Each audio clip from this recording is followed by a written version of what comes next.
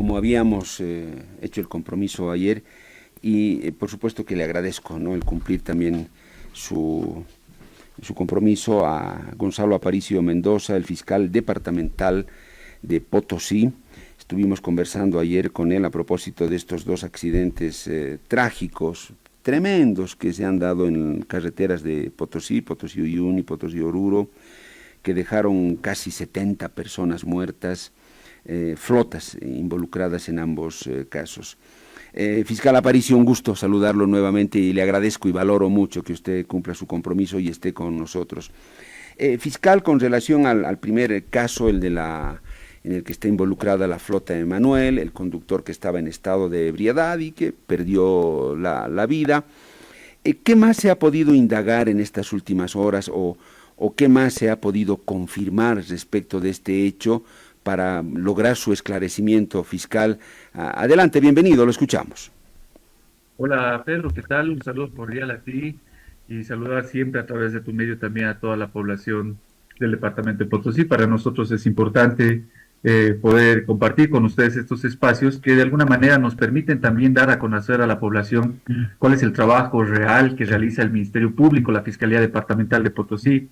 Esto es importante porque es la población la que finalmente va a ir evaluando el trabajo y la gestión que venimos llevando adelante, y nosotros recogemos también los insumos que nos proporciona la ciudadanía, la sociedad civil, las diferentes demandas, las diferentes preocupaciones, para hacer los ajustes necesarios e ir mejorando permanente y constantemente el servicio que brindamos como Ministerio Público.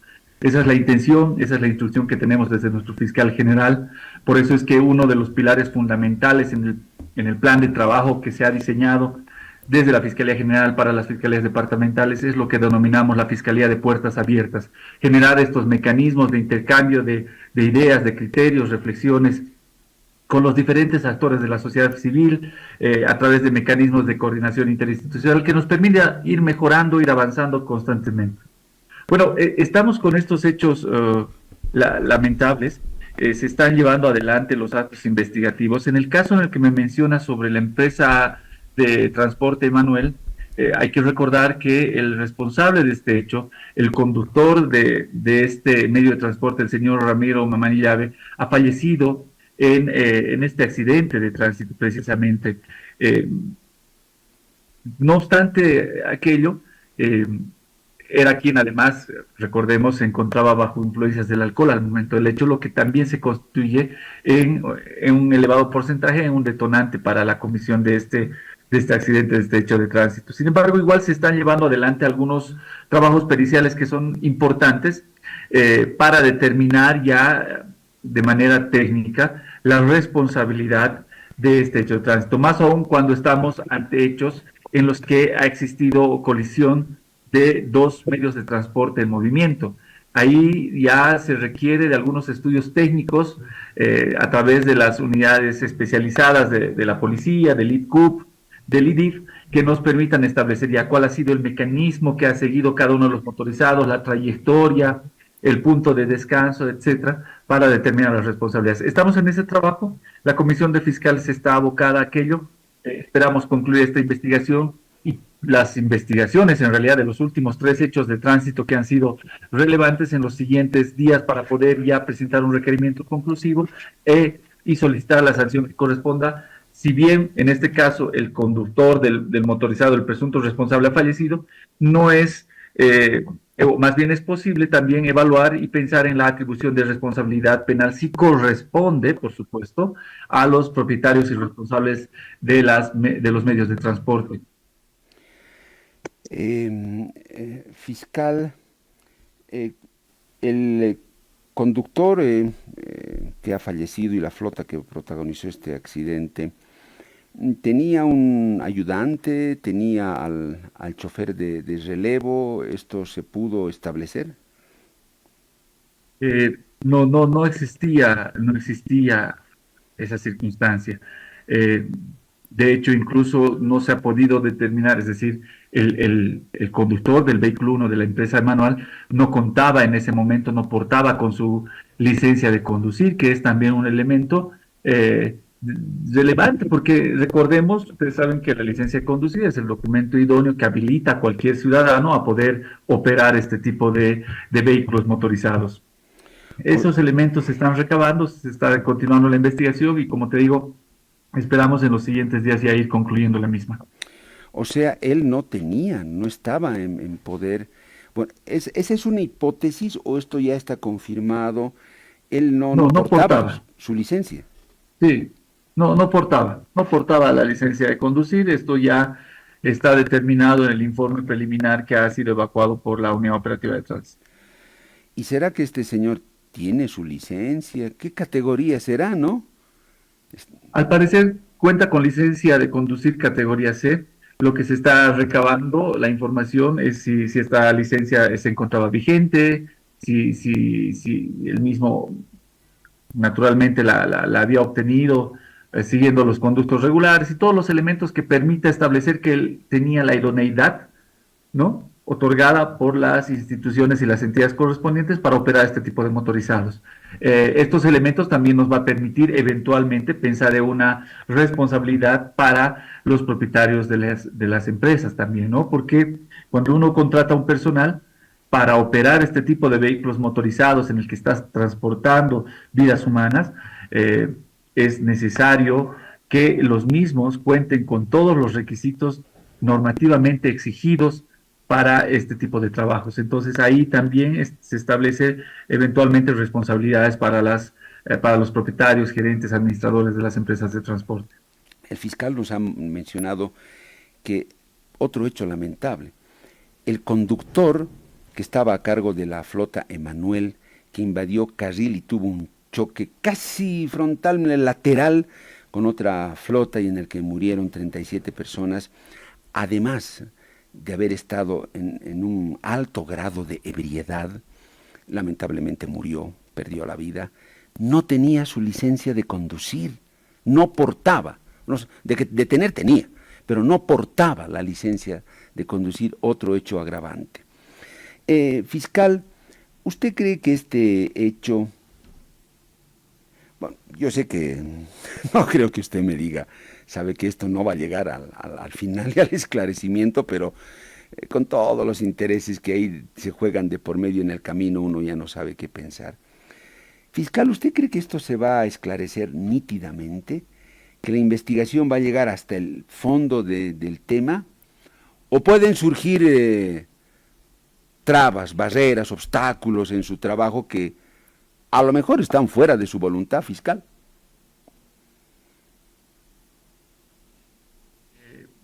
El objetivo de la investigación es el esclarecimiento del hecho.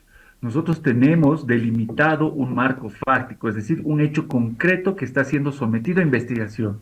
En el caso, por ejemplo, del último accidente, nuestro hecho concreto tiene que ver con la colisión de estos dos motorizados. Te hablo del caso de la empresa Chayapata, por ejemplo, ¿no? Es un hecho que ha sido delimitado como colisión frontal excéntrica, seguido de embarrancamiento con vuelco de tonel.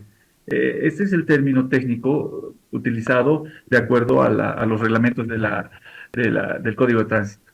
Entonces, nuestro hecho es ese.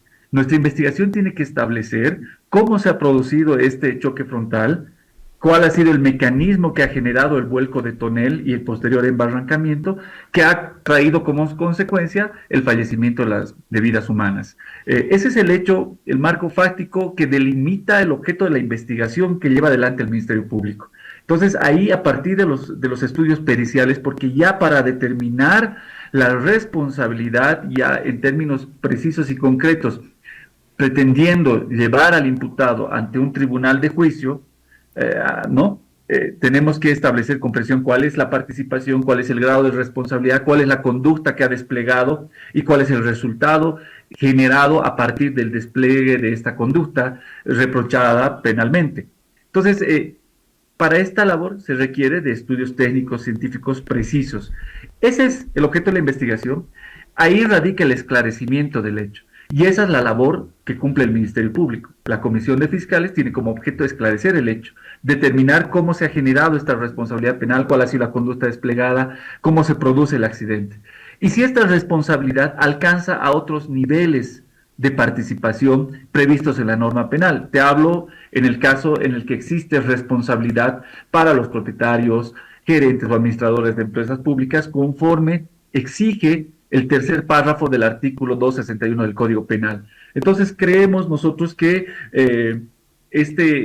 estas investigaciones en estos tres casos, porque te comento que son tres los últimos hechos de tránsito que han generado una cantidad significativa de pérdidas de vidas humanas, creemos que va a llegarse al momento del esclarecimiento del hecho y de determinar la responsabilidad penal de todos los niveles de participación que correspondan en cada uno de los casos. Ese es nuestro objetivo, tenemos muy clara la figura, la Comisión de Fiscales está trabajando en eso, y esperamos en los siguientes días ya ir concluyendo y cerrando estas investigaciones. Fiscal, acá, ¿cuál es el nudo central de esta investigación?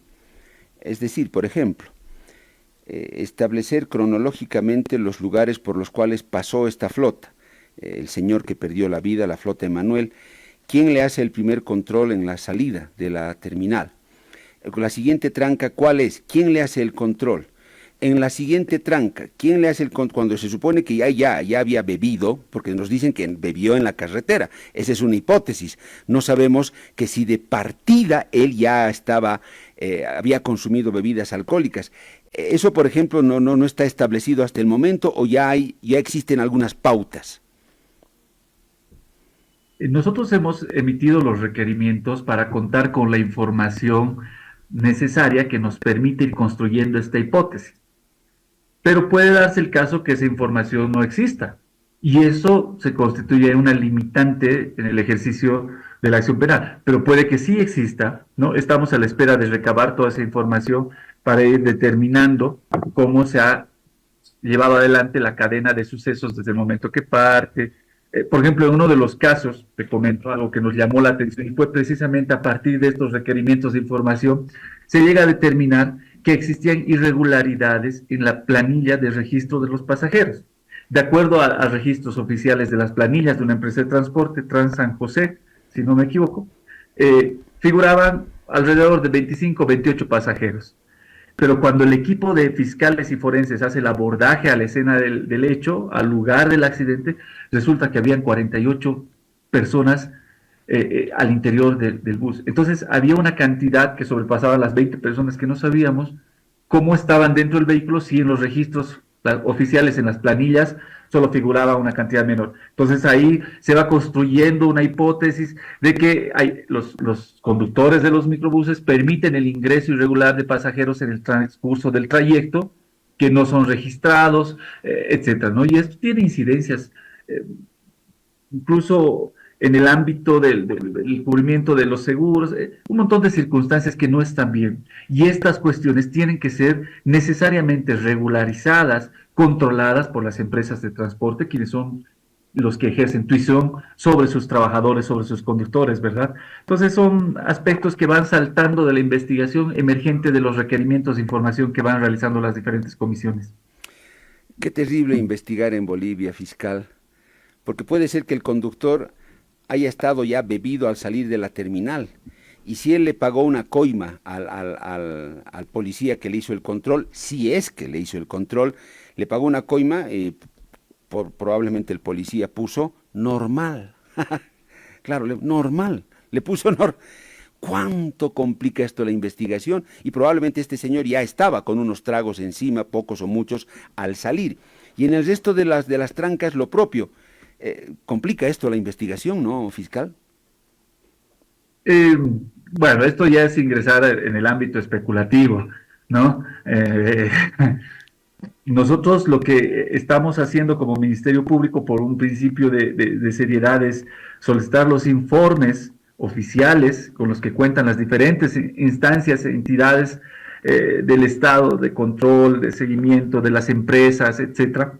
Y a partir de esta información existente o inexistente, se van construyendo las diferentes hipótesis investigativas. Vamos confirmando algunas teorías, vamos descartando algunas otras, y bueno, de esta manera vamos esclareciendo el hecho y determinando las responsabilidades en todos los niveles. Eso es importante que se comprenda. El trabajo nuestro como Ministerio Público es absolutamente integral. Entonces se establecen las responsabilidades en todos los niveles que corresponden de acuerdo a la naturaleza de cada caso. Claro, yo le formulaba esta especulación fiscal en función al grado de credibilidad que tienen nuestras instituciones en Bolivia. Y creo que ahí no estoy descubriendo el agua tibia. ¿Cuánto creemos en lo que hizo un policía, en lo que hizo una autoridad? Ese es uno de los grandes problemas a debatir en Bolivia. Por eso me atrevo a plantearle esa especulación. Pero bueno, la investigación quiero pensar que va a ser su mejor y máximo esfuerzo. Otro detalle fiscal, en la empresa, este señor, ¿cuántos viajes hacía al día? ¿Viajaba toda la noche? ¿Volvía a salir en la mañana? ¿Cuántos conductores tiene la empresa? ¿Cuánto ganan? ¿Cuántas horas trabajan al día? ¿Eso está también en proceso o ya hay algunos datos? Sí, precisamente esa información se la está recabando. Nos interesa también conocer si los conductores contaban con el personal de apoyo, el relevo, el ayudante, porque cada empresa de transporte, más aún considerando los trayectos largos de viajes que realizan, tendrían que tener necesariamente un personal de relevo, un conductor con la misma capacidad de idoneidad para conducir estos vehículos de gran tonelaje, de gran capacidad, pero además un ayudante mecánico, una serie de circunstancias que tienen que ser observadas necesariamente por las diferentes empresas de transporte. Estamos en esa tarea, querido Pedro, se está recabando todos estos detalles para ir construyendo, como te decía, la tesis acusatoria del Ministerio Público. De hecho, en este caso, Emanuel tendría que haber tenido un relevo y no lo tenía. Sí, así es.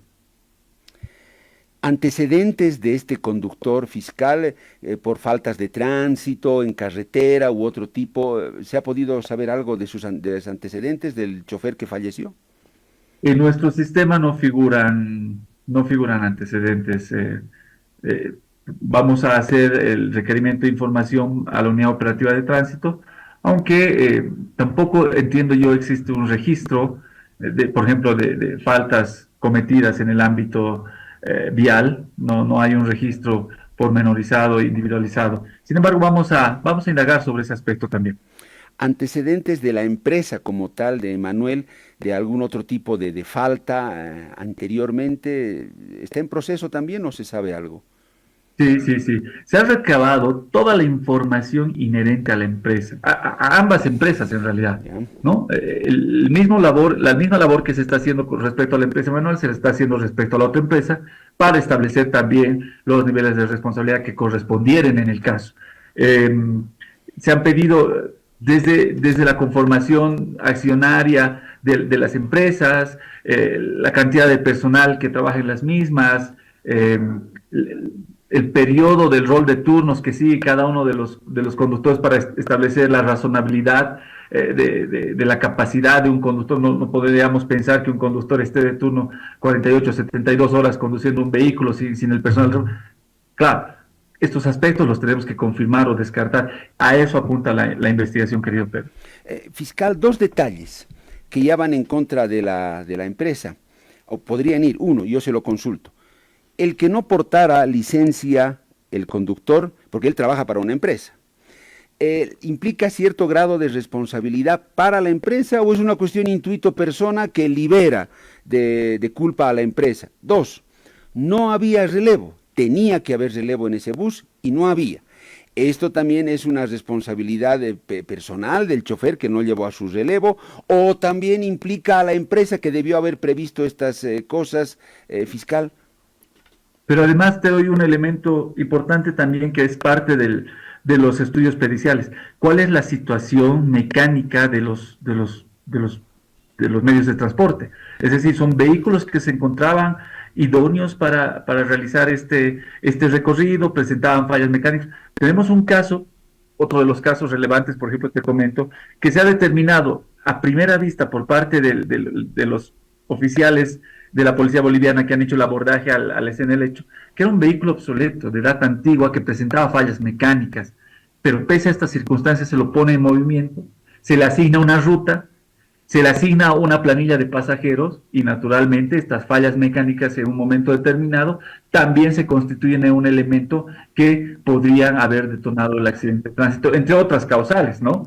Entonces, estos aspectos también son importantes para establecer la responsabilidad, por una parte del conductor, sí, naturalmente, pero por otro lado también de quienes tienen el deber, la obligación del deber de cuidado, ¿no? La posición de garante, lo que se llama en materia penal, que en este caso recae en los propietarios, gerentes de las diferentes empresas.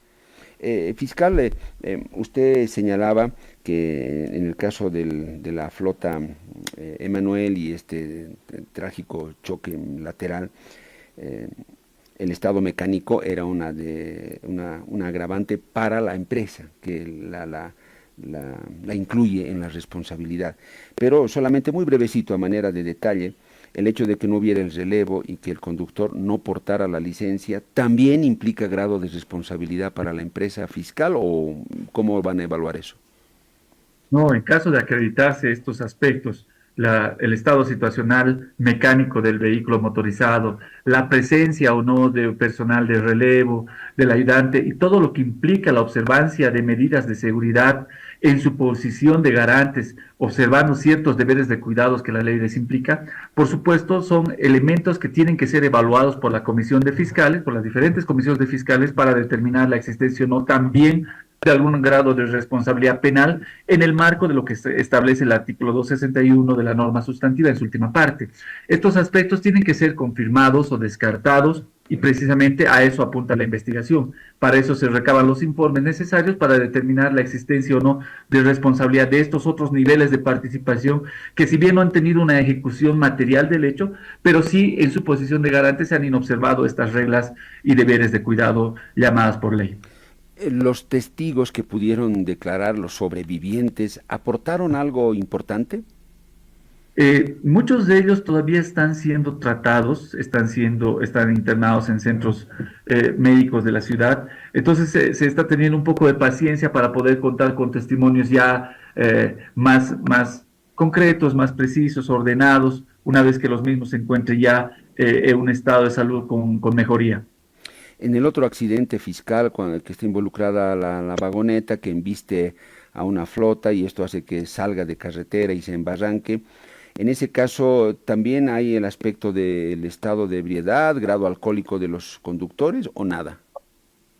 Bueno, en este caso, un poco, digamos, reiterando cómo es que se hubieran suscitado los hechos, también estamos frente a un caso de colisión frontal excéntrica, seguido de embarrancamiento y vuelque de tonel, y este accidente se suscita cuando el imputado, el señor Grover Portillo Mamani, de 21 años de edad, conducía un vehículo tipo vagoneta marca Mitsubishi Pajero de color blanco con rumbo a la ciudad de Oruro.